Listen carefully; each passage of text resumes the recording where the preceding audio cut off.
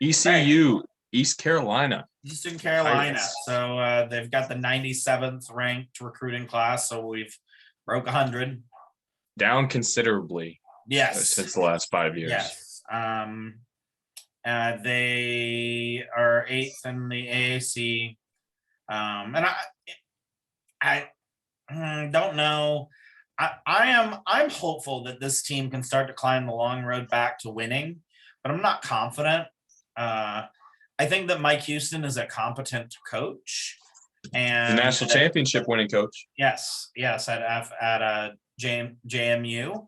I believe he's one of the only people that have beat North Dakota State in a national championship game. So I mean, I'm not saying he's a bad coach. He's actually a very good coach. And I think that they're recruiting closer to the middle of the pack, like even if they fell off quite a bit this year, they're still in the middle of the pack for the conference. Yeah. And they've had some games in the last 2 years that make it look like they can compete with other American Athletic Conference teams. It's just, I'm not sure where they're at. They played last year at Cincinnati, and I remember this game like pretty. They gave Cincinnati a scare, didn't they? No, not this past year. Cincinnati blew them out by a lot. Cincinnati walked into that game and they like the punter. I think it was like the last time that he was going to be on Cincinnati's field, so he called his own play. Like Cincinnati's punter like called his own like fake punt. Like Luke Fickell didn't even know it was going to happen, and it actually worked. Like he ran it for like 25 yards to get the first down, and barely got the first down. And it like really upset Eastern Carolina, and like the coach and Luke Fickell had words after the game, and Luke Fickell looks like I didn't know. Yeah, exactly. Like Luke Fickell's like, yeah, man, like I don't know, man. I didn't call that. Yeah.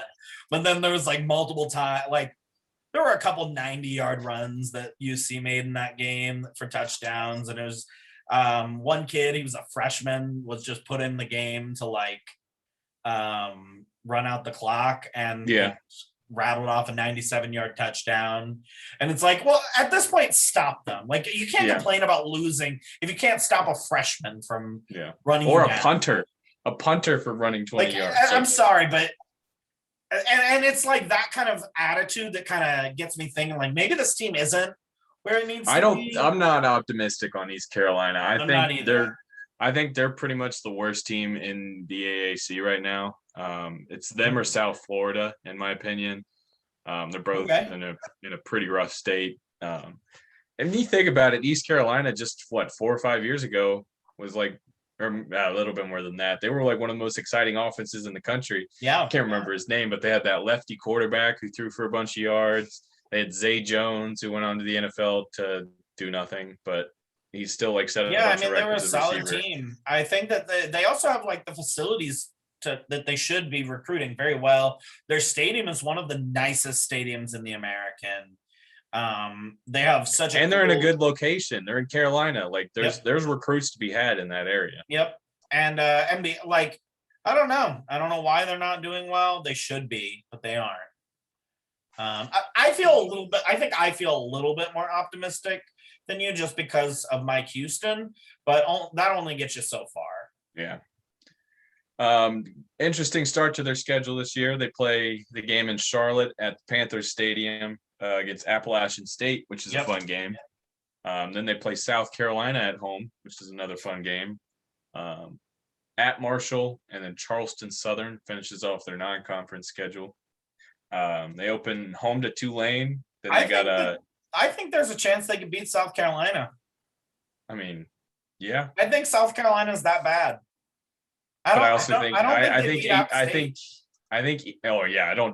don't think they beat App State, but I think South Carolina wins that game just because they should win that game. And I really, like I said before, I don't think East Carolina's gonna be that good this year. Where was I? Tulane to open their conference schedule. Then they play at UCF and at Houston. So difficult back-to-back on the road there. Then they got South Florida and Temple at home.